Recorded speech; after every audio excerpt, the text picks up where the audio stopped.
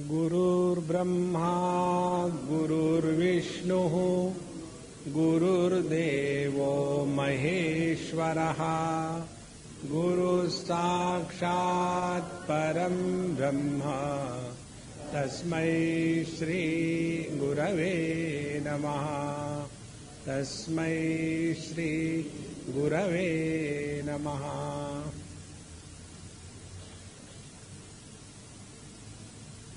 किसी चीज के बारे में जब बताया जाता है तो वो ज्ञान प्राप्त होने के बाद उस वस्तु को लेना है या छोड़ना है, ये महत्व का विचार है। नहीं तो जैसे अपने सिगरेट के advertisement, cigarette smoking is injurious to health, therefore smoke, ऐसा ही है ना। तो यहां ये जो तीन गुणों का चक्कर बता रहे हैं कि सत्वगुण से ये है, रजोगुण से ये है, तमोगुण से ये है, इसीलिए गुणों में फंसे रहो, नहीं। ये जो तीन गुणों के बारे में अभी तक जो हमको बताया भगवान ने, उसका तात्पर्य ये है कि हम इन तीन गुणों के परे जाने का प्रयत्न करें,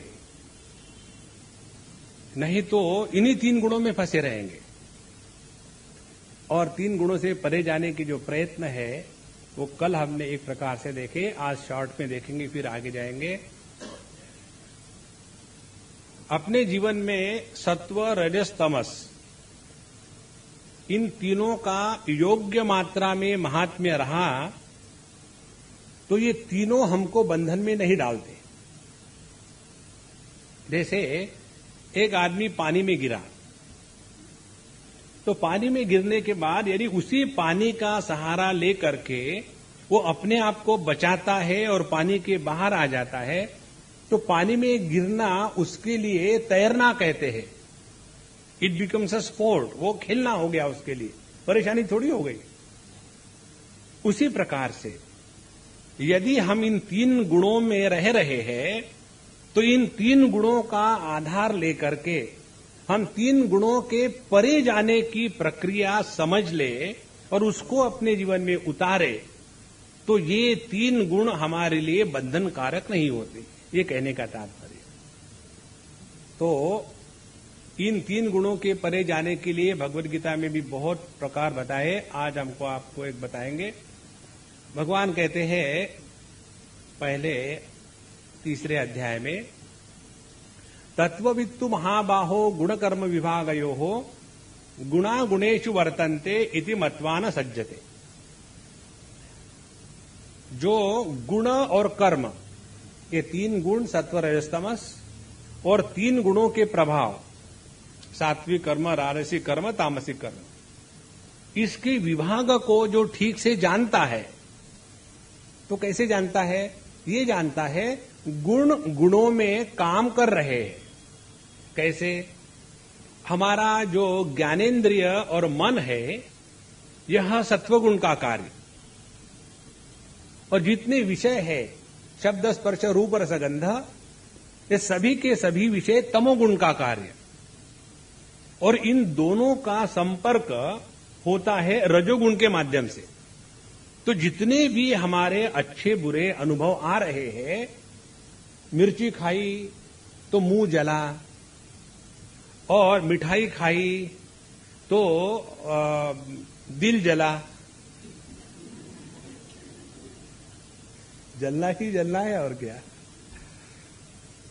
तो ये जो हो रहा है, ये सभी का सभी केवल गुणों में हो रहा है। अब जरा ध्यान से सुनना। हमने समझो मिठाई खाई, तो ये मीठा है, ये हमने जाना मात्र, लेकिन मिठाई खाने से हम में कोई बढ़ोतरी थोड़ी हुई। हम जो कहते हैं केवल मीठे अनुभव के प्रकाशक है। उसके बाद हमने खट्टा खाया, तो खट्टे अनुभूति का भी हमने प्रकाशन किया है। इस प्रकार से गुणों में जितने भी विकार आ जाए, कभी तमोगुण बढ़ जाए, कभी सत्वगुण बढ़ जाए, कभी रजोगुण बढ़ जाए, और ये तो होता ही रहेगा। हम आपको एक सिद्धांत बताते हैं, अपने मन के नियंत्रण का कभी प्रयत्न मत करो। Thank you so much. क्योंकि जितने भी बाबा जी आते हैं वो यही कहते हैं, अपने मन को नियंत्रण में रखो, और वो बता करके चले जाते हैं। एक बार एक सज्जन ने एक महात्मा से पूछा कि कैसी साधना करें। बोले कुछ नहीं, ये सरल है, भगवान का नाम लो, राम राम राम राम राम। ये तो मैं कर सकता हूं, इसमें कौन सी खास बात है, आपको करके दिखाता हूं। शुरू कर दिया उसने, राम राम राम राम राम। बोले मुझे पूरा बोलने तो दो। महात्मा जी ने कहा, क्या? जब तुम राम राम राम कहोगे उस समय बंदर की याद मत लाना, ठीक है? अब ये फंस गया। नॉर्मली कभी बंदर की याद नहीं आती।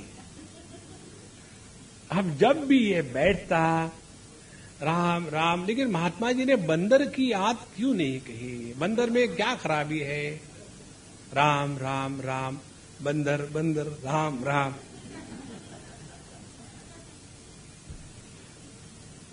इसी प्रकार से महात्मा लोग जो है ना, अपना पिंड छुड़ाने के लिए हाथ में माला दे देते हैं, ताकि भगवान को परेशान करो, मुझे छोड़ो। मुझे किसी ने पूछा था, स्वामी जी आप नाम नहीं देते? हमने कहा बिल्कुल नहीं। काम देते ने, काम ही देते ने। फिर क्या करो? एक ही करो। जो हमारा लोगो है ना, लोगों के लिए जो है वो लोगो है। केवल प्रसन्न रहो, एक ही काम करो, बाकी कुछ मत करो। चाहे आप भगवान का नाम लेकर के प्रसन्न रहो, चाहे जाने कहां गए वो दिन, कोई फर्क नहीं पड़ेगा।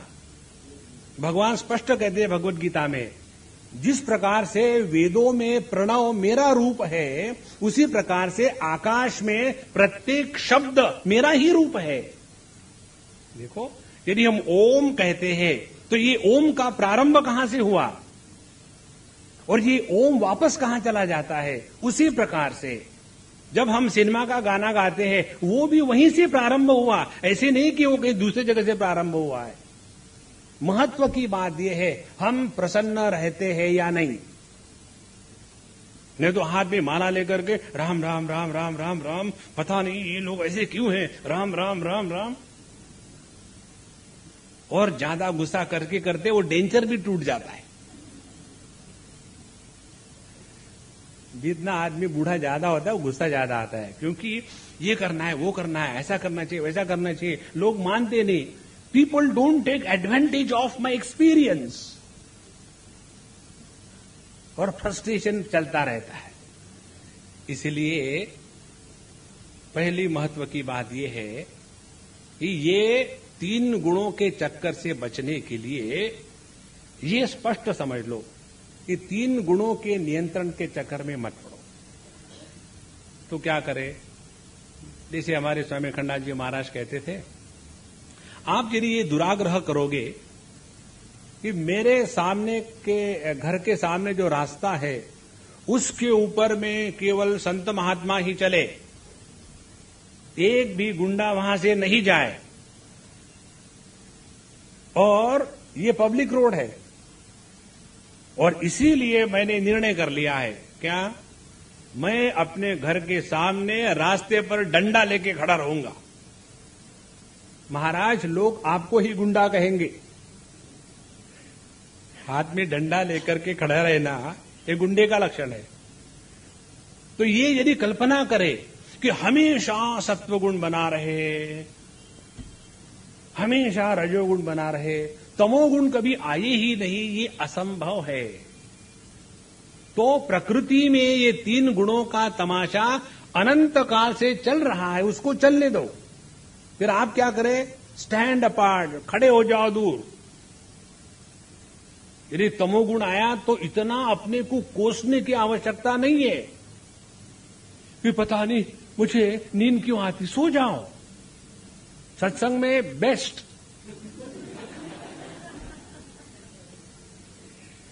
सत्संग में जैसा सोने का स्थान है ना, आपको और कहीं नहीं मिलेगा। ये नींद के बारे में कहानी आती है। एक बार भगवान ने ब्रह्मा जी ने निद्रा निर्माण करी और कहा कि भाई जाओ तुम अपना स्थान ढूंढो। तो कोई भी निद्रा को लेने को तैयार ही नहीं। तो बेचारी वापस आ गई कि पापा पापा nobody wants me, what will I do. कोई मुझे नहीं चाहता, मैं कहां जाऊं, क्योंकि नींद किसको चाहिए, किसी को नहीं चाहिए। तो बोले ऐसा करना, ऐसी बात नहीं, जहां सत्संग हो रहा हो ना वह चले जाना, वहां किसी को रोक टोक नहीं होती। क्योंकि सत्संग पैसा लेकर के दे करके नहीं होता। सत्संग का नियम है कि सत्संग को आने के लिए टिकट नहीं होता। ये सिनेमा के लिए टिकट होता है, महफिल के लिए टिकट होता है, सत्संग के लिए टिकट नहीं होता। तो जब जहां सत्संग चला हो जाके चली जाओ। तो बोले भगवान बहुत धन्यवाद, उसके कारण लोगों को नींद आती है, आपका दोष नहीं, ये मैन्युफैक्चरर्स डिफेक्ट है। तो नींद आ गई तो सो लो, लेकिन उसके बाद प्रभाव मत होना, परेशान परेशान, पता नहीं आज मुझे सुबह सुबह क्यों नींद आ गई। अच्छी बात है, रात को नींद नहीं थी इसलिए नींद खत्म करके खत्म कर डालो, दैट्स इट। नहीं तो उसी के चक्कर में, उसी प्रकार से ये सत्व रजस ऊपर नीचे आता रहेगा, जाता रहेगा। हमको एक ही करना है, दूर खड़े हो जाओ, ज्यादा परेशान मत होना। आप देखेंगे जिसको आप चिढ़ाओ और वो यदि ज्यादा चिढ़े तो चिढ़ाने में और मजा आता है ना। इसी प्रकार से ये प्रकृति के जो 3 गुण है ना, वो हमको चिढ़ाते हैं, और यदि हम चिढ़े तो उसको मजा आता है, चलो टाइम पास हो रहा है बढ़िया। तो ये प्रकृति के गुणों से बचने के लिए पहली बात झगड़ा करना बंद कर दे। क्योंकि अल्टीमेटली हमको क्या चाहिए, मन की शांति। मन की शांति माने मन की वो स्थिति जिसमें प्रयत्न नहीं है, रजोगुण खत्म हो गया, जिसमें नींद नहीं है, तमोगुण खत्म हो गया, और जिसमें शांति का अभिमान नहीं है, सत्वगुण खत्म हो गया। तो अपने आप में बैठे हैं। इसलिए ये 3 गुणों का जो भगवान ने बताया, इसका तात्पर्य 3 गुणों में फंसने में नहीं है, इससे परे जाने में है। तो यहां तक हमने कल देखा था। आज 14वें श्लोक में प्रवेश करेंगे। भगवान ने इस श्लोक में ये बताया, अगले 2 श्लोकों में, कि जैसी जैसी हमारी गुणों की स्थिति होगी मरते समय, उसके अनुसार हमारी अगली गति होगी। देखो, अपने हिंदू धर्म की विशेषता और महत्व की बात, हम लोगों को डरने की, फ्रस्ट्रेशन की कोई बात नहीं। यदि इस जन्म में हमारी साधना पूरी नहीं हुई तो नेवर माइंड, अगला जन्म है। ऐसे नहीं कि इस जन्म में यदि नहीं करोगे तो हमेशा के लिए नरक में और या तो हमेशा के लिए स्वर्ग में, ये असंभव है। इसीलिए घबराने की कोई बात नहीं, नहीं जन्म में तो अगले जन्म में। तो सवाल यह है, मरते समय क्या हाल होना चाहिए। अब ये बात अगले 2 श्लोकों में बताते हैं। 14वां श्लोक, श्री भगवानुवाच यदा सत्वे प्रवृद्धे तु प्रलयं याति देहभृत तदोत्तमविदान् लोकान् अमलान् प्रतिपद्यते। जब ये जो जीव है, ध्यान से सुनना, परमात्मा की प्रकृति के माध्यम से जो परिच्छिन्न अभिव्यक्ति है उसको जीव कहते हैं। फिर से हम रिपीट मार रहे, परमात्मा परिपूर्ण, प्रकृति के माध्यम से जो परमात्मा की अभिव्यक्ति होगी उसके कारण प्रकृति की परिच्छिन्नता परमात्मा पर लादी जाएगी। जैसे आदमी परिपूर्ण, शादी होने के बाद बन गया पति, तो पति माने क्या, पत्नी के कारण परिच्छिन्न हो गया। परिच्छिन्न का अर्थ है, परि माने परितहा, चारों तरफ से, छिन्न माने छिन्नी से, हथौड़ी से मारा उसको। मैं परिच्छिन्न शब्द की परिभाषा बता रहा हूं। और कुछ नहीं बोल रहा हूं। मुझे अभी कल परसों फोन आया किसका, स्वामी जी आप हमारे यहाँ लेक्चर के लिए आए, हमने आपको सुना, अमुक अमुक स्थान पता नहीं कहीं तो भी है गुजरात में। बोले स्वामी जी एक आपसे बात पूछनी है, आप बुरा तो नहीं मानोगे? मैंने बोला कि गाली दोगे तो मानूंगा। बोले नहीं गाली तो नहीं देंगे, ये पूछना है कि आप अपने लेक्चर में इस शादीशुदा लोगों की बड़ी मजाक उड़ाते हैं, तो हम ये सोच रहे हैं कि जब आप आओगे अगले साल तो आपके उस यज्ञ के दौरान में हम चाहते हैं कि हमारे इस शहर के जो बूढ़े बूढ़े प्रतिष्ठित लोग हैं उनकी फिर से शादी करवाएंगे। माने समझो किसी के 60-70 साल हो गए, अब दोनों बुढ़ाऊ बुढ़ाऊ है, तो रीमैरिज, माने दोनों की तसल्ली हो जाए कि 2 बार शादी हो गई चाहे उसी के साथ क्यों ना हो, 2 बार हो गई। तो ये हम करना चाहते हैं, तो आप बुरा तो नहीं मानोगे? हमने कहा हमको कोई आपत्ति नहीं। तो कहने का तात्पर्य क्या है, यह जो पुरुष है पत्नी के कारण परिच्छिन्नता का अनुभव करता है। जो दुखी हो रहा है वो पति है, पुरुष दुखी नहीं होता। उसी प्रकार से परमात्मा प्रकृति के माध्यम से जब अभिव्यक्त होता है, इस परिच्छिन्न अभिव्यक्ति को जीव कहते हैं। अब ये जीव जब इस प्रकृति के माध्यम से अभिव्यक्त हो रहा है, यदि उस जीव ने इस प्रकृति का प्रभाव स्वीकार करना बंद कर दिया तो क्या होगा? यह परिच्छिन्नता में रहते हुए भी परिच्छिन्नता के परे चले जाएंगे। देखो यही सब कुछ साधना है और कुछ नहीं। अपने स्वरूप को पहचानो माने क्या? इस समय हमने अपने आप को देह मान के रखा है, तो इसके ऊपर उठो। फिर हमने अपने आप को प्राणमय कोश मान के रखा है, फिर इसके ऊपर उठो। फिर हमने अपने आप को मनोमय कोश मान के रखा है, इसके ऊपर उठो। ये जो 3 है, अन्नमय कोश देह जो है ये हमारा रहने का मकान, प्राणमय कोश जो है वो हमारी एनर्जी की फैक्ट्री समझ लो, शक्ति का संग्रह, और जो हमारा मन है वो हमारा टेलीफोन है, फैक्स है, मोबाइल है। इसी के द्वारा हम कांटेक्ट करके जगत से, और ये जो विज्ञानमय कोश है इसमें आकर के परमात्मा का प्रतिबिंबन होने के बाद जो चिदाभास निर्माण होता है, तो परमात्मा अंतःकरण और उसमें परमात्मा का जो चिदाभास है, इन तीनों को मिलकर के जीवन नाम की एक स्थिति निर्माण होती है। जीवन नाम की कोई वस्तु नहीं है इंडिपेंडेंटली।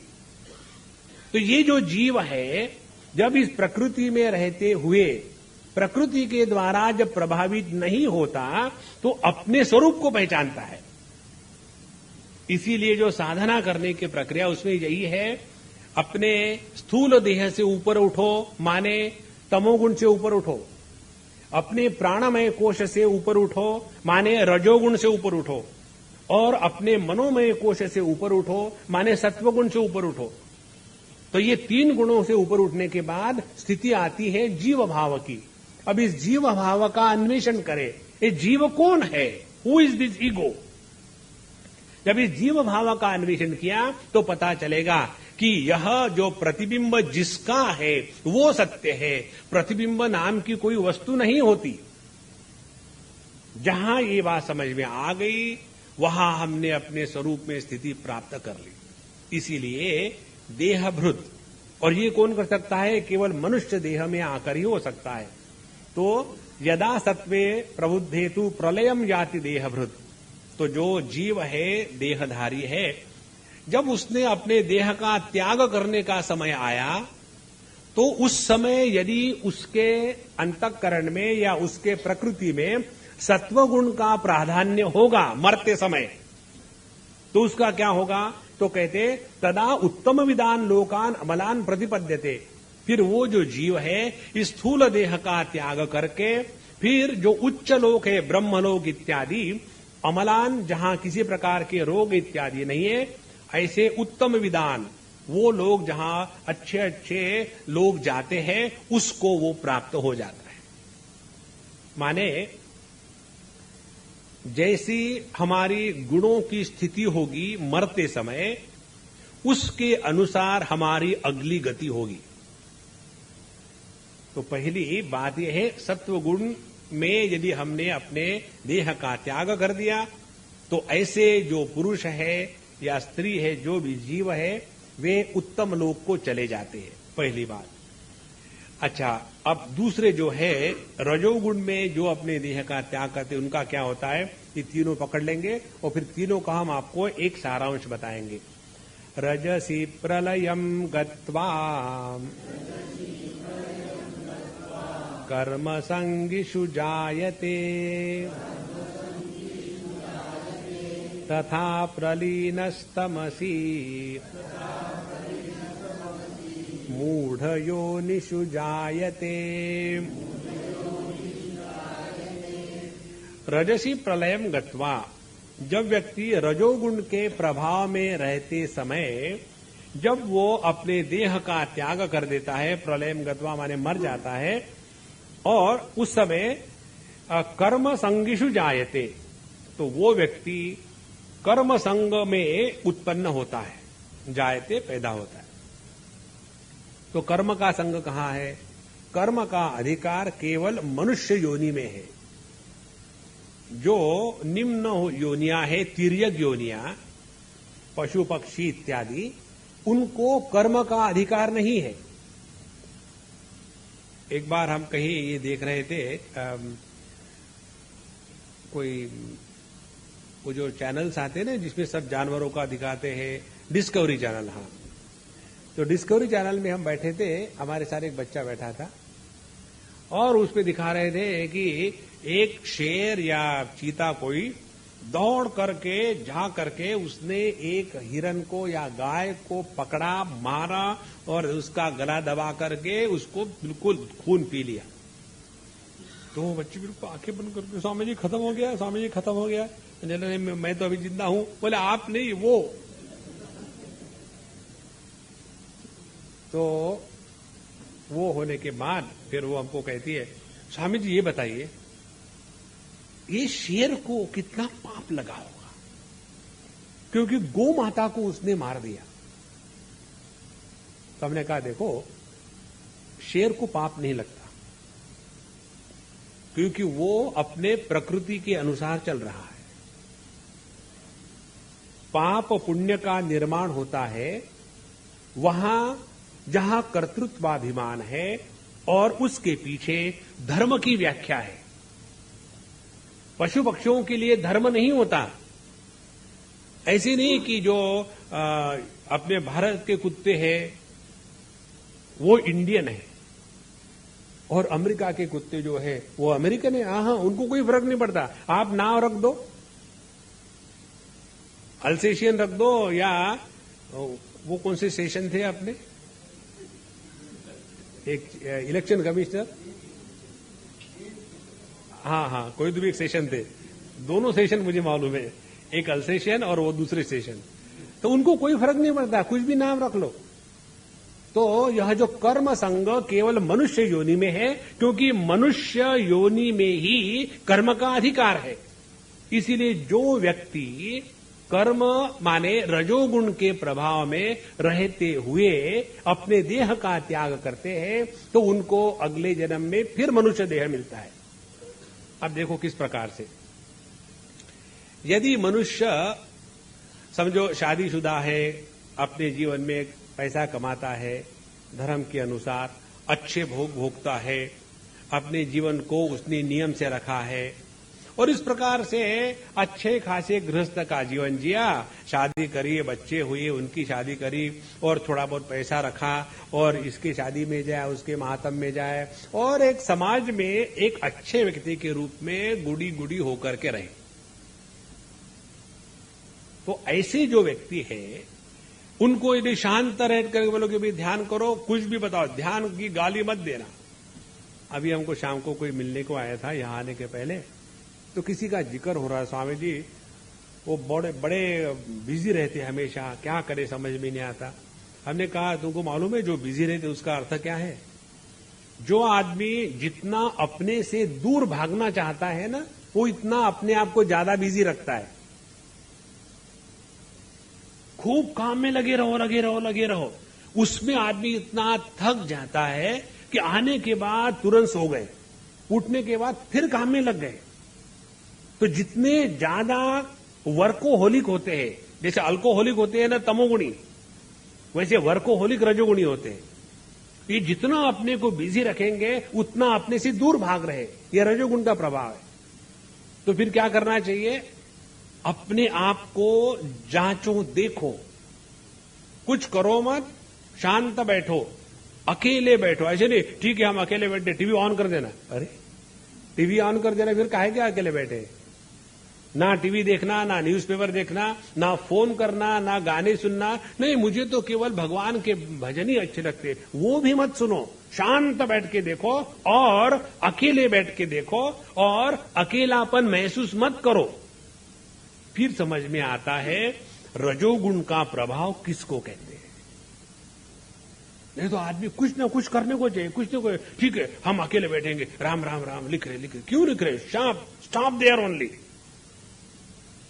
तो ये जो रजोगुण का प्रभाव है, ये हमको ऐसे लगता है कि हम बड़े सिस्टमैटिकली जा रहे हैं। नहीं बाबा, जैसे सत्वगुण में फंसना खराब है, वैसे रजोगुण में फंसना भी खराब है। हमको हर जन्म में मनुष्य जन्म मिले, इसके स्थान पर इस जन्म मरण के चक्कर से निकल जाना है। इसीलिए जो व्यक्ति रजोगुण के प्रभाव में देह का त्याग करते हैं, वे ये कर्म का, देखो संग कर्म का है, तो कर्म के संग के कारण अगले जन्म में फिर उनको मनुष्य योनि मिलती है। एक बार एक मैगजीन में हमने पढ़ा था, बड़ा स्टैंडर्ड मैगजीन, शायद माउंटेन पाथ जो रमन महर्षि के यहां से निकलता है, वो उसको देखा था हमने। उसमें कहानी थी। कहानी ऐसी थी कि एक बहुत बड़े योगी थे, अकबर राजा के पैदा होने के पहले, वाराणसी में, और उन्होंने काफी योग साधना करी थी बहुत। लेकिन ये मुसलमानों का चक्कर देख करके उन्होंने अपने मन में ऐसा संकल्प किया था कि मुझे तो अगले जन्म में किसी राजा के यहां रॉयल फैमिली में पैदा होकर के, क्योंकि उस समय डेमोक्रेसी नहीं थी, डेमोक्रेसी माने गुंडागर्दी उस समय नहीं थी, तो उन्होंने सोचा कि किसी राजा के घर में पैदा होंगे और राजा के घर में पैदा होने के बाद फिर मैं मुसलमानों को हटा दूंगा और फिर हिंदू राज्य स्थापित करेंगे। और उन्होंने ऐसे विचार मन में रख करके मुसलमान मुसलमान मुसलमान, और उन्होंने कर्म का संग लेकर के रजोगुण में देह का त्याग कर दिया। तो अगला जन्म जो हुआ उसमें वही अकबर के रूप में पैदा हुए। देखो, तो यह जो कर्म का संग है वो हमको फिर मनुष्य जन्म में लाएगा और फिर वही चक्कर शुरू हो जाएगा। तो रजसी प्रलयम गत्वा कर्म संगिषु जायते। और तीसरी बात, तथा प्रलीनस्तमसी मूढ़ योनिषु जायते। जो तमोगुण के प्रभाव में मर जाते हैं।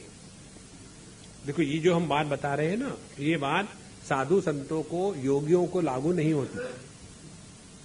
ये जो बात है ये अज्ञानी जीवों के लिए है, क्योंकि जो ब्रह्मनिष्ठ पुरुष है उनको कोई फर्क पड़ता नहीं। जैसे हाथी के गले की माला है, वो चाहे जमीन पर पड़े या उनके गले में लटकी रहे, हाथी को कोई फर्क नहीं पड़ता।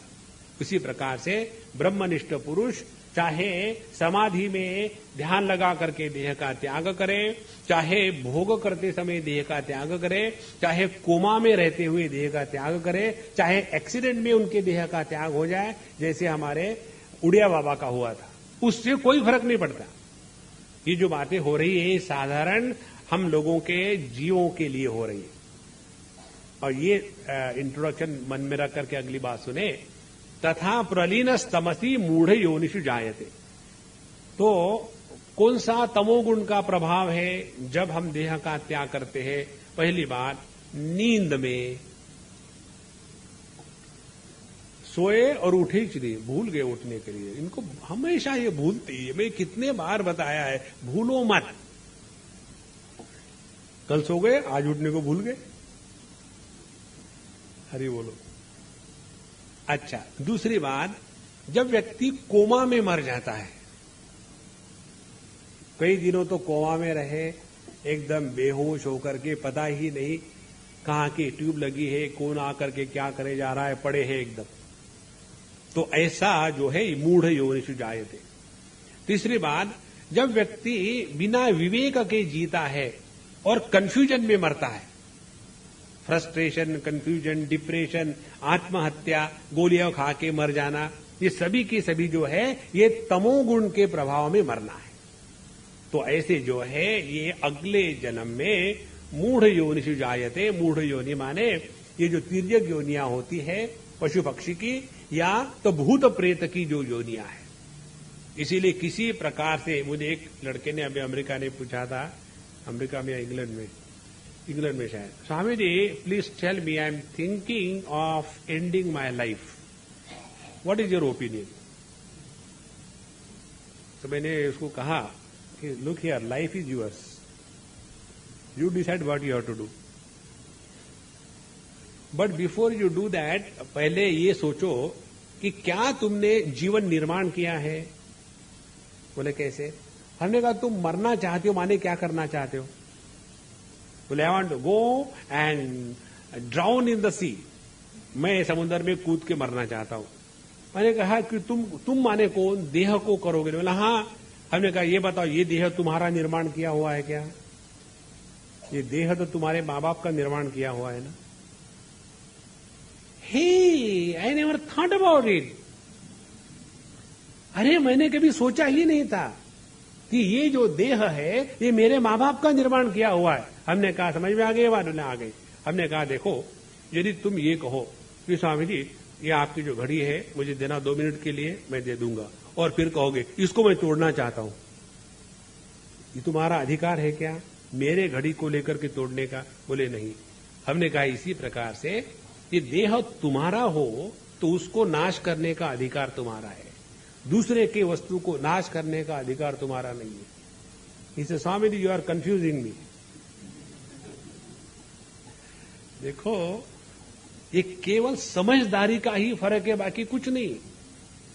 जो आत्महत्या करना चाहते हैं वो ये सोचते हैं कि देह मैं हूं, और जो ज्यादा जीना चाहते हैं वो भी यही सोचते हैं कि मैं देह हूं। देखो, यदि ये 2 इच्छाएं अपने अंतःकरण से निकाल डालो तो देखो कैसी मौज मस्ती चढ़ती है। कौन सी 2 इच्छा? एक इच्छा मरने की और दूसरी इच्छा जिंदा रहने की। उसके बाद जीवन चलता रहेगा। It doesn't make any difference whether you are alive और डेड टू द वर्ल्ड। दुनिया को कोई फर्क नहीं पड़ता आप जिंदे हो या मरे हो, फर्क पड़ता है जीवन कैसा चल रहा है। इस प्रकार से ये 3 गुणों का प्रभाव, सत्वगुण, रजस और तमस, इसमें आने के बाद जब व्यक्ति अपना देह त्याग कर देता है उसके अनुसार उसके अगली योनि है। अब इसके 1-2 विकल्प देख लें। समझो कोई व्यक्ति, ये मुझे किसी ने पूछा था कि स्वामी जी मुझे तो कई बार ऐसे लगता है, अपने इंडिया से कोई आया था और उसने मुझे कहीं देखा, स्वामी जी आप यहां कैसे? हमने कहा जैसे वैसे आप, जैसे हम। बोले आपके कहीं लेक्चर हो रहे? हमने कहा लेक्चर हो रहे। तो वो हमारे साथ ही बैठ ले, गाड़ी में आ गए। और जब हम जा रहे थे गाड़ी में, आप देखेंगे पाश्चात्य देशों में हर एक आदमी के साथ एक कुत्ता होता है। They are dog devotees. आदमी के साथ आदमी नहीं चलता, आदमी के साथ आदमी चला तो वो हिंदुस्तान है, तो वहां कुत्ते चलते हैं। तो जब हम जा रहे थे, सत्संग वगैरह पूरा हो गया और फिर हम कहीं खाना खाने के लिए किसी रेस्टोरेंट में गए, इंडियन रेस्टोरेंट में। और जब वहां जाके बैठे तो बड़ा मजा आया। हम बैठे, उधर से एक छोटे से कुर्सी पर एक मड्डम आई, टक टक टक अपनी पर्स रखी, पर्स में से कुत्ता निकाला और वो वहां रखा, और कुत्ता भी बेवकूफ चुप बैठा। अपने हिंदुस्तान के कुत्ते वाह वाह करके मजा कर देते, और चुप बैठा वहां। और फिर वो अपनी गई जो भी कुछ करना था लाने के लिए, और ये सज्जन मेरे पास बैठे। बोले स्वामी जी, मैं क्या? बोले उस कुत्ते की तरफ देख करके ऐसे लगता है कि इस देश में आकर के कुत्ता होना अच्छा है। क्या बढ़िया है, पर्स में से निकाला, पर्स में से रख दिया है। नहीं, बोले क्या लाइफ है। तो मुझे बताओ आप, ये कैसे इसने क्या पुण्य किया होगा। तो हमने कहा देखो, इसका सिद्धांत ऐसा है, ये जो जीव है ना, इसने बहुत अच्छा कार्य किया होगा पिछले जन्म में, और मरते समय उसको कुत्ते की जबरदस्त याद आ गई होगी, और इसीलिए वो मरते समय कुत्ते की याद के कारण कुत्ता बन गया। क्योंकि उसने अच्छे कर्म किए थे, बड़ा अच्छा था, धर्म प्रधान था, सबका भला करता था, इसीलिए वो ऐसा कुत्ता बना कि उसका जीवन आदमी से भी बढ़कर है। देखो, अब इसका आपको हम भागवत के उदाहरण आधार पर बताते हैं। आप सभी लोग सत्संगी हैं। उसमें जड़ भरत जी की कथा आती है। वो कितने सात्विक थे, कितनी तपस्या करते थे, लेकिन मरते समय, देह का त्याग करते समय, उस हिरन के बच्चे में उनका मन चला गया। तो अगला जन्म उनको हिरन का मिला, लेकिन उस जन्म में जाने के बाद भी उनके जीवन की तपस्या समाप्त नहीं हुई। वो बाकी हिरनों के जैसे हरी हरी घास खाना, बाकी हिरनों में मिलना वो नहीं करते थे। वो सूखी घास खा करके अकेले रहते थे, अलग अलग, क्योंकि उनकी जो साधना थी वो चलती रही। क्योंकि वो अंतिम समय में जैसे हमारे मन का आकार बनता है, उस प्रकार से हमारा जीवन होता है। इसीलिए ये जो सत्वगुण, रजस और तमस, इन तीन गुणों का प्रभाव हमारे जीवन में केवल इस जीवन में रहते हुए ही नहीं, बल्कि यही प्रभाव हमारे अगले जीवन का ढांचा निश्चित करता है। और इसीलिए ये हमारी जिम्मेदारी बन जाती है कि हम हमेशा सत्वगुण में रहें, क्योंकि क्या पता कब 12 बजने वाले हैं, किसी को पता नहीं।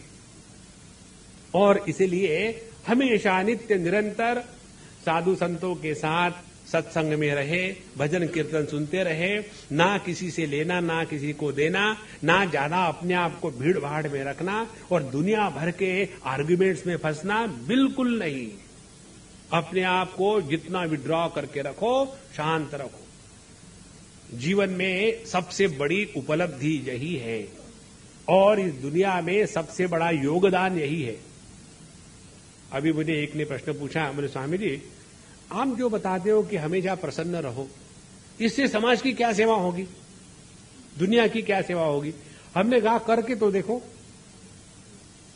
यदि आप एक व्यक्ति प्रसन्न रहोगे, समझो दुनिया में 1 करोड़ लोग हैं, तो 1 करोड़ में कम से कम एक तो दुखी नहीं है, तो आपका योगदान हो गया। जो व्यक्ति अपने आप को प्रसन्न रख सकता है, वही दूसरे को प्रसन्न रखने की कोई स्कीम सोच सकता है। जो स्वयं तो दुखी है, तो दूसरे को क्या प्रसन्न रखेगा। इसीलिए प्रारंभ करना है हमको अपने से। अब देखो, हमको कौन लोग अच्छे लगते हैं, जो प्रसन्न है, मस्त है, आनंद में है। ऐसे ही लोगों के पास हम जाना चाहते हैं ना। यदि कोई व्यक्ति ऐसा है, कभी भी चले जाओ, वही अपना बेदुड़ी चार, दूसरा कुछ है ही नहीं, तो उनके पास हम जाएंगे नहीं फिर से। क्योंकि हमेशा वही रोना, वही धोना, वही पुरानी बातें निकालना, वही Khichar Khichar Khichar Khichar. Who wants that. ये यदि बात हम दूसरों में नहीं चाहते, तो दूसरे भी हम में वो नहीं चाहते। तो हम क्या चाहते हैं कि अगला व्यक्ति मस्त है, प्रसन्न है, आनंद है, चलो उनके पास जाते हैं, बैठने से बड़ा मन प्रसन्न हो जाता है। तो यदि हमारे कारण किसी को प्रेरणा मिलती है, किसी का मूड अच्छा हो जाता है, तो वही हमारा योगदान है। इसलिए इस प्रसंग का तात्पर्य ये निकला कि हम कब देह का त्याग करेंगे हमको पता नहीं। तो ये हम हमेशा तैयार रहे, जब भी देह का त्याग होना है, अपनी प्रसन्नता को, सत्व गुण को बनाए रखें। और इसी के द्वारा, जैसे सत्व गुण में रह करके ये जन्म सुधर सकता है, वैसे ही अगला जन्म सुधरेगा। और समझो इस जन्म में हमारी साधना अपूर्ण हो गई तो अगला जन्म में जाकर के फिर साधना जारी रहेगी, उसमें कोई प्रॉब्लम नहीं है। इस प्रकार से ये प्रसंग का तात्पर्य यही है कि हम अपने आप को ऐसे संभाल के रखें कि हमारे सत्वगुण की प्रधानता जीवन में बनी रहे और रजोगुण में अपने आप को इतना परेशान मत कर दे कि जिसके कारण हम भी परेशान, दूसरे भी परेशान, और तमोगुण में अपने आप को नष्ट न कर दे। तो 3 बातें हो गई। सत्वगुण का जीवन माने समझदारी का जीवन, रजोगुण से निकलना माने आसक्ति कर्म में नहीं रखना, कर्म करना लेकिन कर्म में आसक्ति नहीं रखना, और तमोगुण के त्याग करना माने अज्ञान के प्रभाव में जीवन नहीं जीना, समझदारी से जीवन जीना, जीवन नहीं जीना, समझदारी से जीवन जीना। ये 3 बातें करेंगे तो हम मरने के लिए हमेशा तैयार है और प्रसन्नता से, तब जाकर के अच्छी साधना हो रही है। नहीं तो वही अपना क्या चल रहा है। हमने आपको एक बार बताया था, आपको याद नहीं होगा, यदि किसी का भी मृत्यु देखने के बाद यदि हमारे मन में अपने मृत्यु की कल्पना आती है तो समझ लेना हमने सत्यानाश कर दिया सत्संग का। बहुत आवश्यक बात है। किसी के मृत्यु को देखने के बाद यदि अपने मृत्यु की कल्पना मन में आती है तो इसका सरल कारण यह है कि वो मरे माने वो देह मरा और मैं तो देह हुई, तो मुझे भी मरना है।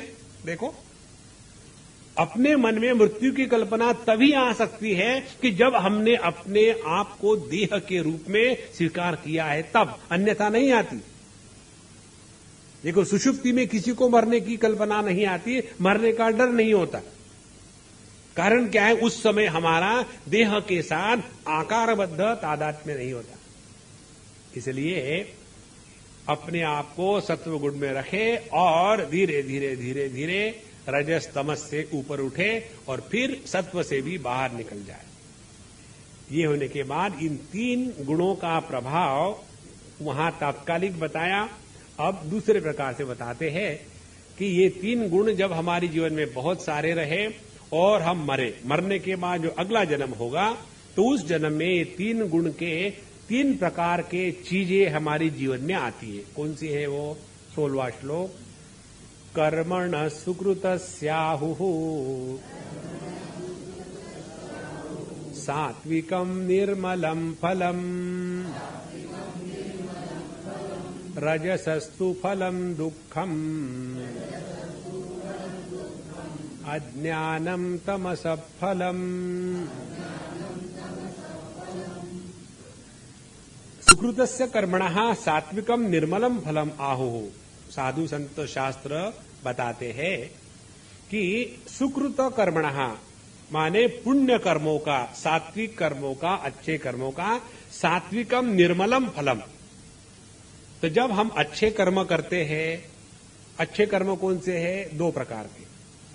एक जो शास्त्र सम्मत है और दूसरे जो परमात्मा के लिए किए जाते हैं, स्वार्थ के लिए नहीं।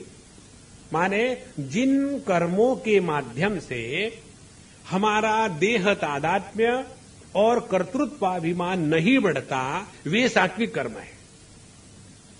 तो ऐसे सात्विक कर्मों का जो फल है, सात्विका कर्मणा सुकृतस्याहुः सात्विकम निर्मलम फलम, तो ऐसे व्यक्ति का जो अंतःकरण है निर्मल हो जाता है। और जब हमारा अंतःकरण निर्मल हो जाता है तो समझ एकदम स्पष्ट हो जाती है। और ऐसे जो व्यक्ति है, आपने कई बार देखा होगा, कभी कभी बच्चे इतने शार्प होते हैं कि जो बात हमको कल्पना भी नहीं आए वो पकड़ लेते हैं। तो उनमें ये स्पष्टता, ज्ञान की समझ की कहां से आई? अभी हमको कल परसों एक पति पत्नी मिले अपने बच्चे के साथ, बहुत प्यारा लड़का है उनका। हम वृंदावन की कुछ बात कर रहे थे। बोले, स्वामी जी हम आपको एक बात बताए ना। बताओ।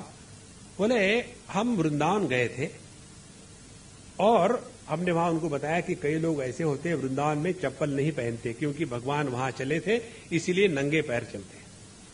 तो उन्होंने कहा स्वामी जी जब हम गए थे तब हमारा लड़का हार्डली 3.5 साल का था, 3 साल से भी छोटा था, और जैसे वो वृंदावन में हम गए, हम तो कार से उतरे चप्पल चुप्पल पहन करके, इसने चप्पल गाड़ी में रख दी और कहा कि मैं तो नहीं पहनूंगा, मैं तो नंगे पैर चलूंगा। तो उसको बहुत समझाए लेकिन उसने नहीं माना। फिर उसने कहा कि देखो मम्मी डैडी, जब आप मंदिर में जाते हो तो चप्पल पहन के जाते हो क्या? बोले नहीं। तो ये वृंदावन तो भगवान का मंदिर है ना, तो इसमें चप्पल पहन के कैसे जाए? अब ये बात 3-3.5 साल के बच्चे को जब समझ में आती है तब पता चलता है कि पिछले जन्म में वो कोई बड़ा साधु संत था।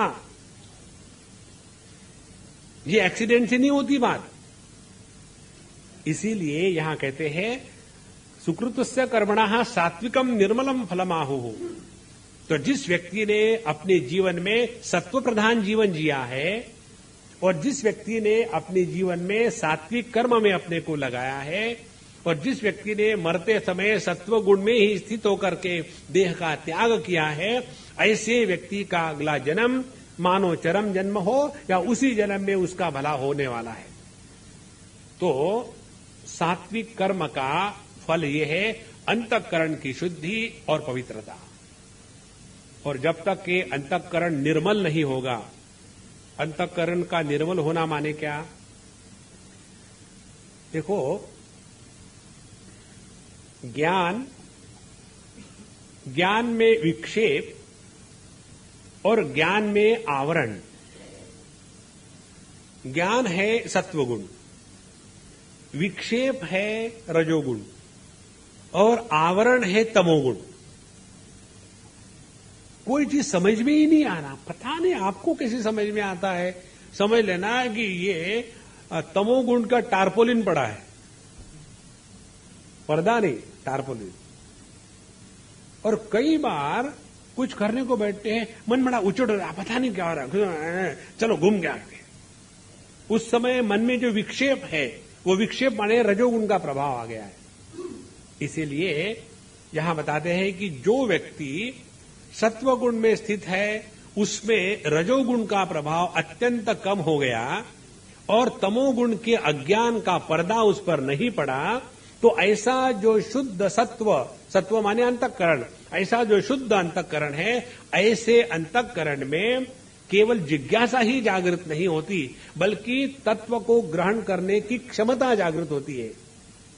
उपनिषद में आता है दृश्यते तु अग्रया बुद्ध्या सूक्ष्मया सूक्ष्मदर्शिभिः एष सर्वेषु भूतेषु गूढ़ोत्मान प्रकाशति। परमात्मा सब में है लेकिन सबको उसका दर्शन क्यों नहीं होता? और होता तो किसको होता है? बोले उसको होता है कि जिसका अंतःकरण, जिसकी बुद्धि शुद्ध है, एकाग्र है। तो बुद्धि की शुद्धि, अंतःकरण की शुद्धि है रजोगुण का अभाव और एकाग्रता है तमोगुण का अभाव। शून्याग्र नहीं है। रजोगुण माने अनेकाग्र और तमोगुण माने शून्याग्र। केवल सत्वगुण में जब स्थित रहेंगे तब चित्त या मन एकाग्र हो जाता है और इस एकाग्र मन से ही तत्व को ग्रहण करने की क्षमता होती है। इसीलिए कर्मणः सुकृतस्याहु सात्विकम निर्मलम फलम रजसस्तु फलम दुखम। रजोगुण का फल क्या है? हमारे जीवन में जितने भी दुख के प्रसंग आते हैं उसका कारण पिछले जन्म के हमारे रजोगुणी कर्म। अब देखो, तीसरे अध्याय में भगवान ने बताया है। अर्जुन जब प्रश्न पूछता है अथ केन प्रयुक्तोयम पापम चरिति पुरुषः अनिच्छन्नपि वार्ष्णेय बलादिव नियोजितः। हे भगवान, मनुष्य किसके द्वारा प्रेरित होकर के पापाचरण में लग जाता है बताइए? उस समय भगवान बताते हैं काम एष क्रोध एष रजोगुण समुद्भवः। रजोगुण का जो पुत्र है वो काम क्रोध है और इसी के कारण माने रजोगुण के कारण दोनों बातें होती है। एक पाप की वृत्ति और दूसरा उस पाप के कारण जो कर्म होते हैं उसके कारण मिलने वाले दुख। इसीलिए रजसः फलम दुखम, रजसस्तु फलम दुखम। तो ये रजोगुण का जो प्रभाव है हमारे जीवन में दुख का आना। अब ध्यान से सुनना, हमारे जीवन में जो हम सोचते हैं सुनते हैं कि पता नहीं मेरे क्या पिछले जन्म के पाप थे कि मेरी इसके साथ शादी हो गई। शादी से पाप पुण्य से कोई मतलब नहीं है। ध्यान से सुनना, हमारे जीवन में प्रारब्ध के अनुसार केवल सुख और दुख आते हैं और कुछ नहीं आता। आप देखेंगे बड़े बड़े अमीर, बड़े बड़े कंफर्ट्स में रहने वाले मिजरेबल हैं, और एकदम झोपड़पट्टी में रहने वाले देखो उनके चेहरे पर मुस्कान है। अभी जब हम आए अमेरिका से, हमारे साथ अंग्रेजी लड़की थी, तो चारों तरफ जब हम घूम रहे थे, हर एक के चेहरे से फटे फटे, सूखे सूखे, चेहरे पर मुस्कान नहीं, आंखों में तेज नहीं, डिप्रेशन, लोनलीनेस, और हमेशा डॉगी डॉगी को लेकर उनका भी स्मेल वही आने लग जाता है। और सब हमारा 1-2 महीने का चक्कर होने के बाद अपने हिंदुस्तान में जब उतरे, जैसे हम एरोप्लेन से बाहर आ गए और वहां जब जा रहे थे तो वहां एक अपने लेडीज पुलिस मिली। वहां होती है पुलिस वगैरह, जैसे वो मिली रात को 2 बजे का टाइम, 1:30-2 बजे का। जब वो मिली तो हमने उसको तो देखा, स्वामी जी नमस्ते, सब ठीक है? कितना प्यार से उसने हंस के मुस्कान से पूछा। हमने कहा अम्मा सब बढ़िया है, तुम्हारा कैसा? बोले मस्ती है। फिर वहां से आगे निकली, थोड़ा आगे जाने के बाद वो जो झाड़ू लगाने वाले स्वीपर होते हैं एयरपोर्ट में, वो अपनी साफ सफाई कर रही थी। जैसे मैं देखा उसको, रुक गई, बोले स्वामी जी नमस्ते, कैसा है? ठीक ठाक है। देखो जैसे इस भूमि पर अवतरण हुआ तो हंसी, आनंद, टेंशन का कहीं नाम नहीं। चाहे आप बढ़िया BMW में जाइए, यू नो BMW माने क्या? Be my wife. और बढ़िया बढ़िया BMW में जाइए और फ्रस्ट्रेटेड रहिए, क्या मतलब है उसका? इसीलिए जीवन में जो प्रारब्ध के अनुसार मिलता है वो कपड़े, बीबी, मकान, नौकरी ये नहीं मिलता। प्रारब्ध के अनुसार केवल 2 बातें मिलती है, सुख और दुख। और सत्वगुण का जो फल है वो है सुख की प्राप्ति, और रजोगुण का जो फल है, रजोगुणी कर्म का, वो है दुख की प्राप्ति। इसीलिए रजसः स्तु फलम दुखम और अज्ञानम तमसः फलम। और जो तमोगुणी कर्म का या तामसिक कर्म का जो फल है वो अज्ञान है। कोई बातें समझ में नहीं आना, डल वीटेड। ये जो होता है, कोई भगवान को कोई पागल कुत्ते ने काट के नहीं रखा, किसी को बेवकूफ बना दिया या किसी को इंटेलिजेंट बना दिया। हाँ, ये तो अपने ही कर्मों के अनुसार हमको सब कुछ प्राप्त हो रहा है। इसीलिए ये जो 3 गुणों का केवल इस जन्म में प्रभाव नहीं, मरते समय उसका प्रभाव नहीं केवल, बल्कि हर एक जन्म में जो जो हमको इस जन्म में अगले जन्म में मिलेगा, ये इस 3 गुणों के प्रभाव में ही चलेगा। अच्छा, ये होने के बाद जैसा जैसा हम में सत्व, रजस, तमस इनका प्रादुर्भाव होता है, तब क्या होता है? 17वें श्लोक में कहते हैं, सत्वात् संजायते ज्ञानम रजसो लोभ एव च प्रमादमोहौ तमसः भवतो ज्ञानमेव च। सत्वा संजायते ज्ञानम।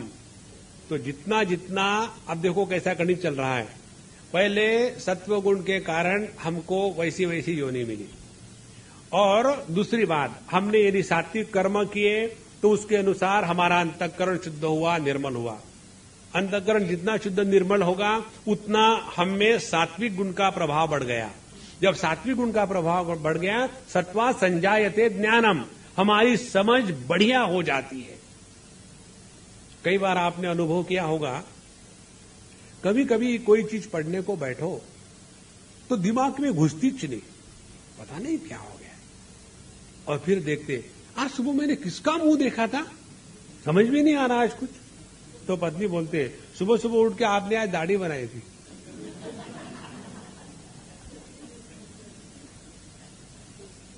तो हो गया, किसका मुंह देखा था।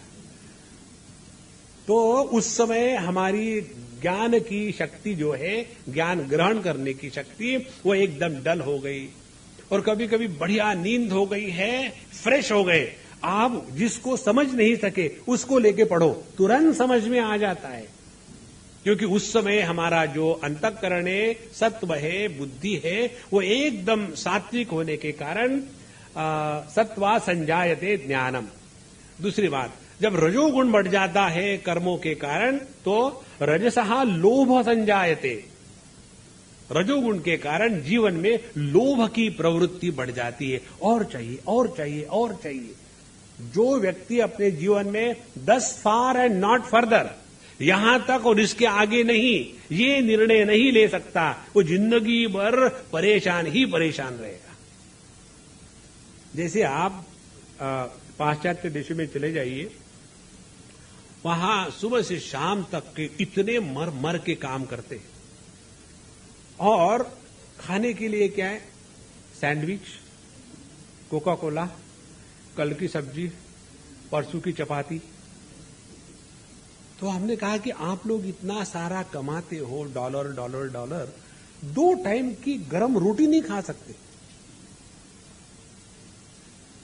तो इतना जो हम करेंगे, काम काम काम, इतना पैसा इकट्ठा करेंगे किसके लिए? ये 2 टाइम की रोटी शांति से नहीं खा सकते, शांति से सो नहीं सकते। तो ये मालूम है क्या हो रहा है? हम पैसे के लिए नाच रहे हैं। होना क्या चाहिए? पैसा हमारे लिए काम करे। जो व्यक्ति पैसा अपने लिए काम करने को लगाता है वो बुद्धिमान है, और जो पैसे के लिए काम करता है वो बेवकूफ है। देखो, रजसहा लोभ एवच। तो जितना हमारे जीवन में रजोगुण बढ़ेगा उतना लोभ बढ़ता जाएगा, और चाहिए और चाहिए और चाहिए।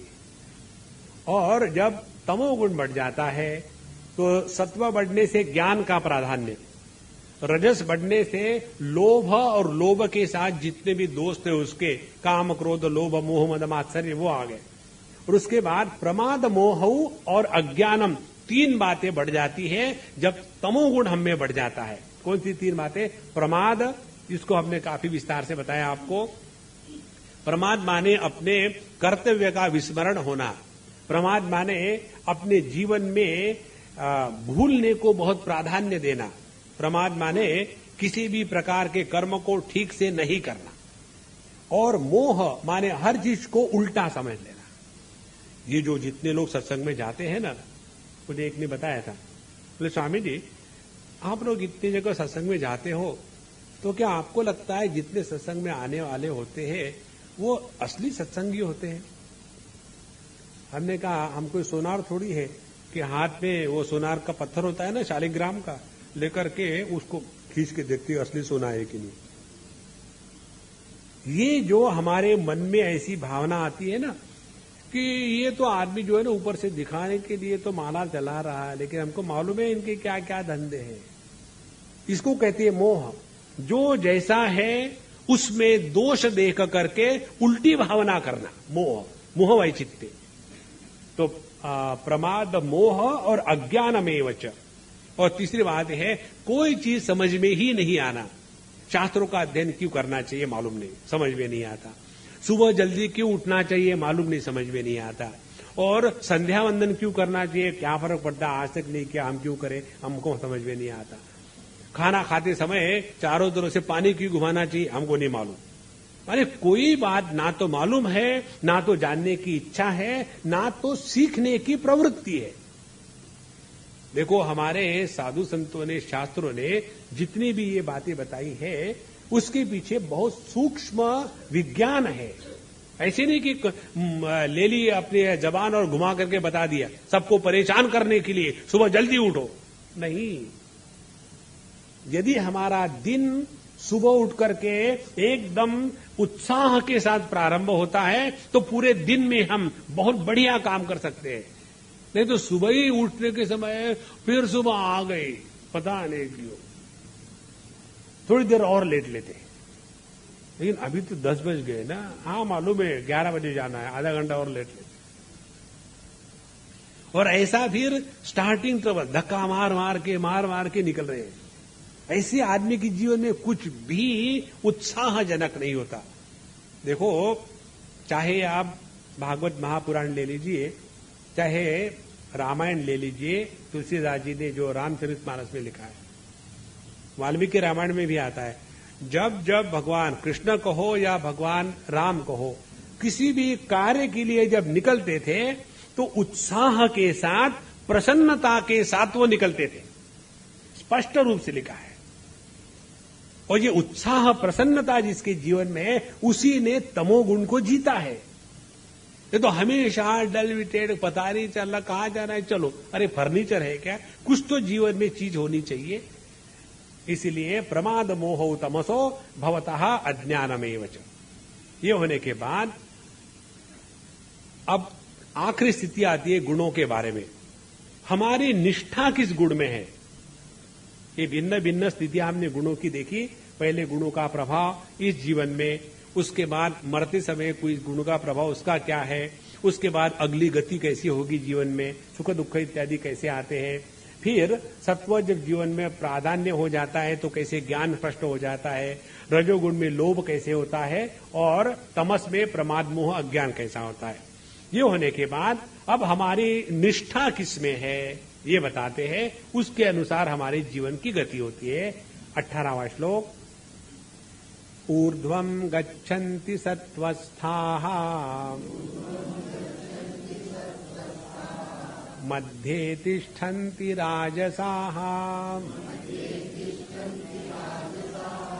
जघन्य गुणवृत्तिस्थाः अधो गच्छन्ति तामसाः। अब इसके 2-3 प्रकार के अर्थ हैं, हम आपको 1-2 बताएंगे। ऊर्ध्वम गच्छन्ति सत्वस्थाः, जो सत्व गुण में स्थित है उनके जीवन में ऊर्ध्व योनि है। माने देखो, एक तो होती है योनियां जिसमें हमारी गति होती है, पशु पक्षी देवता इत्यादि। दूसरा होता है स्थान, स्वर्ग नरक इत्यादि। तो जैसी जैसी हमारी गुणों की स्थिति है उसके अनुसार हम योनि अथवा स्थान के अनुसार हमारी अगली स्थिति बनती है। तो जो सत्व में स्थित है उनके लिए कहते ऊर्ध्वम गच्छन्ति सत्वस्थाः। तो इसके 2 अर्थ निकलेंगे। जो सत्व गुण में है उनमें सुख, शांति, ज्ञान, आराम इसकी प्रधानता है, और इसीलिए ऐसे जो लोग हैं वो मरने के बाद उच्च योनि, देवता योनि इत्यादि में और स्वर्ग इत्यादि में जाएंगे। अब जो रजोगुण में है कहते हैं मध्य तिष्ठन्ति राजसाः। जो रजोगुण में है वो तो मनुष्य जन्म में है, और रजोगुण में हमेशा रहने के कारण अगला भी उनका जो जन्म है वो मनुष्य जन्म में ही रहेगा, वो उच्च जन्म में और नहीं जाएंगे। तो मनुष्य जन्म मृत्यु लोक, और देवता इत्यादियों में जन्म और स्वर्ग इत्यादि लोक। और तीसरी बात, अधो गच्छन्ति तामसाः जघन्य गुण वृत्तिस्ताः। जघन्य गुण वृत्ति माने अत्यंत हीन प्रकार का जीवन। अत्यंत हीन प्रकार का जीवन माने दूसरों को मारना, लूटना और दूसरों को कष्ट देना, सैडिस्टिक लाइफस्टाइल, ये सभी प्रकार के जो जघन्य माने अत्यंत घृणास्पद जिसके जीवन की पद्धति है, वो तमोगुणी व्यक्ति अधम लोक को प्राप्त होते हैं। अधम लोक को प्राप्त होना माने या तो वो नरकों में जाएंगे। नरक के 28 ब्रांड अवेलेबल है, आपको जो चाहिए भागवत में मिल जाएगा। अब 7वें स्कंद में पढ़ लीजिए, बिग चॉइस। और दूसरी बात है योनि के अनुसार, कि योनि के अनुसार माने हम तिर्यक योनि में चले जाएंगे, पशु पक्षी, सांप, कीड़े मकोड़े, खटमल, मच्छर इत्यादियों में। इस प्रकार से ये 3 गुणों में हमारी स्थिति होने के बाद योनि और स्थान विशेष के अनुसार हमारे अगली जन्म की परंपरा बनी है। अब ये सब बताने के बाद अब भगवान बताते हैं, देखो भैया, इस चक्कर में मत पड़ना। उस चक्कर में मैंने पाप किया, अब क्या करूं, मैं तो पुण्यवान हूं और मैं तो एकदम गया बीता हूं, पापो हम पाप कर्मा हम। इस चक्कर में मत पड़ना। प्रकृति के साथ तादात्म्य करके चाहे आप नरक में रहो, चाहे मृत्यु लोक में रहो, चाहे स्वर्ग में रहो, चाहे आप बिहार में रहो, चाहे आप अपने हिंदुस्तान में रहो, चाहे स्विट्जरलैंड में रहो, बात एक ही है। आपको ये बिहार से मुझे याद आया, ऐसे कहते हैं, कहानी है, बच्चे बताते हैं, वही आपको बताता हूं कि ये तीनों लोग मर के चले गए भगवान के पास और तीनों ने फोन किया। आपको किसी को मालूम होगा तो सुन लो एक बार। आओ तो फोन किया, तीनों के बिल आए। बिल आने के बाद इन तीनों ने देखा तो एक का बिल तो बहुत कम था, बाकी लोगों का बहुत ज्यादा बिल था। तो फिर वहां गुस्सा आया, वो गए भगवान के, ये क्या लगा के रखा है? बोले क्यों, क्या गड़बड़ी है? देखो बिलों में फर्क है। बोले दिखाओ तो सही मुझे क्या है। देखा, पहले का बिल था 25,000 रुपये। बोले ये इतना क्यों? बोले यहां से आंध्र प्रदेश के लिए लॉन्ग डिस्टेंस कॉल होता है, इसीलिए 25,000। उसके बाद दूसरे का 50,000। बोले इसका भी यहां से उस महाराष्ट्र के लिए लॉन्ग डिस्टेंस कॉल होता है। तीसरे का, इसका तो लोकल है। हाँ, बोले ये बिहार है। नरक से बिहार का लोकल कॉल होता है, तो कोई चक्कर नहीं वहां। इसीलिए जघन्य गुणवत्तिस्तः।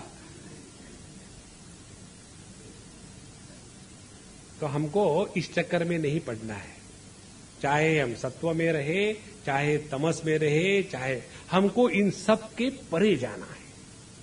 और ये बात आप 19वें श्लोक में बताते हैं, और यही बताने के लिए पहले 18 श्लोक बताए हैं। तो 19वें श्लोक पर पहुंचने के लिए हमने पहले 18 श्लोक पढ़े। अब इसमें बताते हैं, नान्यम गुणेभ्य कर्तारम यदा द्रष्टानुपश्यति गुणेभ्यश्च परम वेत्ति मद्भावं सोऽधिगच्छति। यदा, जिस समय, दृष्टा, यह समझदार साधक कहो या व्यक्ति कहो या सिद्ध पुरुष कहो, दृष्टा गुणेभ्यः अन्यम कर्तारम न पश्यति न अनुपश्यति, जब वो स्पष्ट रूप से ये जानते हैं कि जितने भी कर्म है, कर्म करने वाले हैं, ये सभी का सभी गुणों में चल रहा है। और स्वयं कौन है फिर? कहते हैं स्वयं गुणेभ्यश्च परम वेत्ति, और अपने आप को पहचानते हैं कि इन 3 गुणों को प्रकाशित करने वाला मैं इन 3 गुणों से परे हूं। देखो कितने मजे की बात है। गुणेभ्यश्च परम वेत्ति, फिर क्या हो जाएगा? कहते हैं सहा मद्भावम अधिगच्छति। अधिगच्छति माने पहचान लेता है, अधिगम माने पहचान, गच्छति माने जाना है नहीं हमेशा। तो अधिगच्छति, वो अपने आप को परमात्मा के रूप में पहचान लेता है। और इसी से प्रारंभ हुआ था हमारे इस 14वें अध्याय का कि इदम ज्ञानम उपाश्रित्य मम साधर्म्यम आगताः। इस ज्ञान में निष्ठा प्राप्त करने के बाद कोई भी साधक मेरे जैसा हो जाता है। तो कैसा हो जाता है? गुणेभ्यश्च स्वयं परम वेत्ति सहा मद्भावम अधिगच्छति। तो तात्पर्य क्या निकला इस सब चीजों का? तात्पर्य यही निकला कि हमारे सबके जीवन में सत्व रजस तमस ये आते जाते रहेंगे। तो अपने आप को कोसना बंद कर दे। स्वामी जी पता नहीं, हम तो बड़े तमोगुणी हैं, हम बड़े पापी हैं, हमने बहुत बुरा किया था, अब हम क्या करें। भूतकाल के बारे में एक ही उपाय है, भूल जाओ। There is no way out.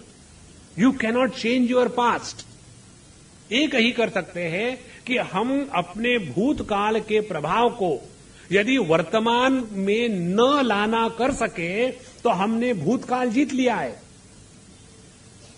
नहीं तो वही पुरानी बातें, वही यादें, एक वो भी दिवाली थी, अब आज का दिवाला है।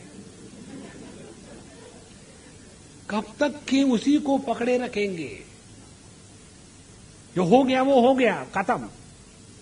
But I should not have insulted him like that. अब कर दिया ना, भूल जाओ, अगली बार मत करना। वही तो होता है, जब आता है फिर मैं इंसल्ट करती हूँ, फिर मुझे बुरा लगता है। तो तुमको प्रैक्टिस हो गई। तो अपने जीवन में जो भी कुछ अच्छा बुरा हुआ है, अब उसको तिलांजलि दे दो। और ये तिलांजलि कब होगी? जब आपकी किसी पर श्रद्धा हो और आप उनके वचन स्वीकार करो। एक उदाहरण देता हूं मैं कहीं था दिल्ली में या कहीं तो भी, वहां लेक्चर खत्म होने के बाद एक सज्जन आए, बोले स्वामी जी सुबह कल मैं आपको आके मिलना चाहता हूं, मुझे कुछ पर्सनल पूछना है।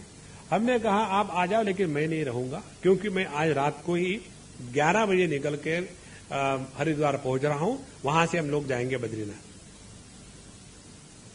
बोले स्वामी मुझे मिलना है। मैंने मैं क्या करूं?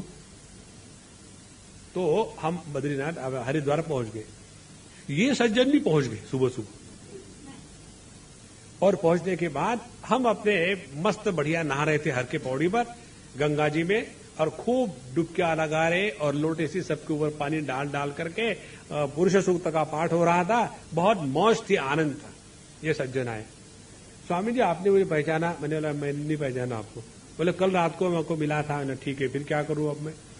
बोले मुझे आपसे कुछ पूछना है। मैंने कहा आपकी पूछ इतनी लंबी, वहां से यहां तक पहुंच गई? हनुमान जी हो क्या? स्वामी जी आप मजाक मत उड़ाना, लेकिन बहुत अर्जेंट है। ना अर्जेंट है, हाँ ना, कपड़े खोलो और आ जाओ पानी में। और वो सज्जन तुरंत कपड़े खोल करके लगोटी के साथ आ गए पानी में। आने के बाद हमने कहा अब बताओ क्या प्रॉब्लम है?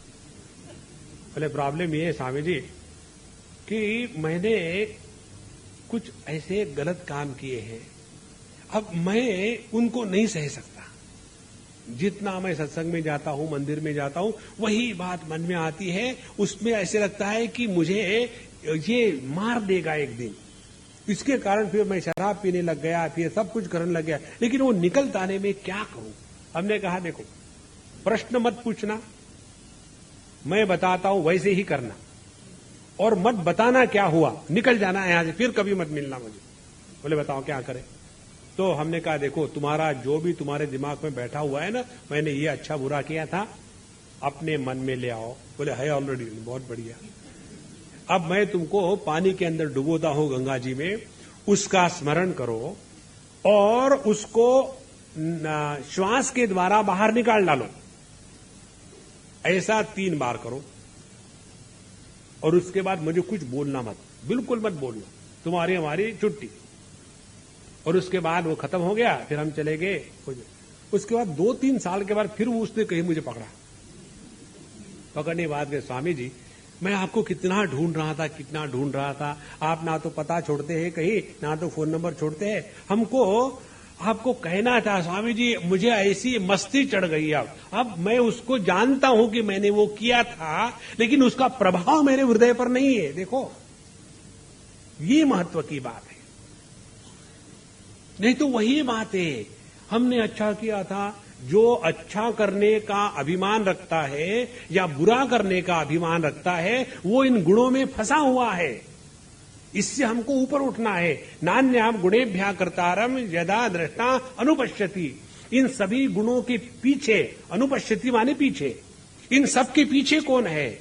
सत्व गुण की वृत्तियां, इनको प्रकाशित करने वाला जो परमात्मा तत्व है, रजोगुण की वृत्तियों को प्रकाशित करने वाला जो परमात्मा तत्व है, तमोगुण की वृत्तियों को प्रकाशित करने वाला जो परमात्मा तत्व है, उस पर इन तीनों गुणों का प्रभाव नहीं पड़ता और वही अपनी असलियत है।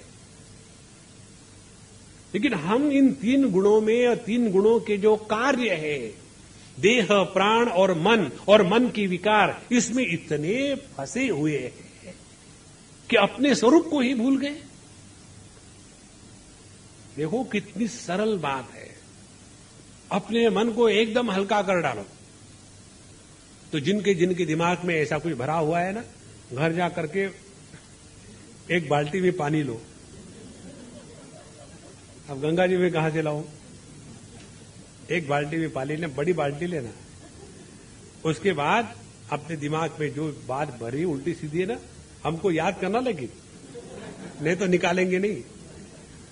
और अपने सर को पूरा पानी में डुबो देना और डुबोने के बाद उसको याद करके धीरे धीरे नाक से हवा छोड़ करके वो पाप आपके हृदय पर जो प्रेशर है वो निकल जाएगा। और सर्दी हो गई तो मेरे पास मत आना। स्वामी जी वो तो निकल गया, लेकिन सर्दी हो गई, मैं क्या करूं? मेरे पास मत आना। तो गुणेभ्यश्च परम वेत्ति मद्भावम सोधिगच्छति। भगवान का भाव माने अपने स्वरूप में परमात्मा की पहचान। परमात्मा आनंद स्वरूप है, परमात्मा प्रसन्न है, वही हमारा जीवन फिर स्वाभाविक बन जाता है। This is the bottom line. अभी मैं गया था वहां सैन होजे में, तो वहां जो लेक्चर सीरीज ली थी हमने, उसका टाइटल दिया था प्रूव वर्सेस इंप्रूव। हम 7 दिन बोले उस पर, प्रूव वर्सेस इंप्रूव। और हर एक लेक्चर में बॉटम लाइन हमने दी है। The bottom line of today stock is this. तो वो सब होने के बाद आखिरी दिन एक सज्जन ने बोला, स्वामी जी आपका ये बॉटम लाइन का सिद्धांत हमको बड़ा मजा आया। हमने कहा ठीक है, फिर हम इस सीरीज का नाम ही रख देते हैं, बॉटम लाइन सीरीज। तो बॉटम लाइन क्या है? यही है, मद्भावम सोधिगच्छति। भगवान के भाव को प्राप्त होना माने स्थिर, शांत, प्रसन्न, हल्के पुलके। जहां ज्ञान होगा वहां बोझा नहीं होगा। जो प्रकाशक होता है वो प्रभावित नहीं होता। जैसे ये जो दिया है ऊपर का बल्ब, ये मुझे प्रकाशित कर रहा है। चाहे मैं यहां बैठ करके भगवद गीता का चिंतन करूं, चाहे यहां दूसरा कोई आकर के यहां कव्वाली बजाए, हमें तो लूट लिया, उसको कोई फर्क नहीं पड़ने वाला है, वो जो का त्यों है। इसी प्रकार से ये जो तत्व है, गुणेभ्यश्च परम वेत्ति, सभी गुणों को प्रकाशित करने वाला, अपने 15वें अध्याय में इसका ऐसा विचार रखा है कि मत्तः स्मृति ज्ञानम अपोहनम च। स्मृति माने रजोगुण और ज्ञानम माने सत्वगुण, और अपोहनम माने ज्ञान का अभाव माने तमोगुण। ये सभी के सभी मेरे कारण है, मैं उनके कारण नहीं हूं। इस प्रकार से गुणेभ्यश्च परम वेत्ति मद्भावम सोधिगच्छति। अब ये 20वें श्लोक में इसका समापन करते हैं। गुणानेतानतीत्यत्रीन्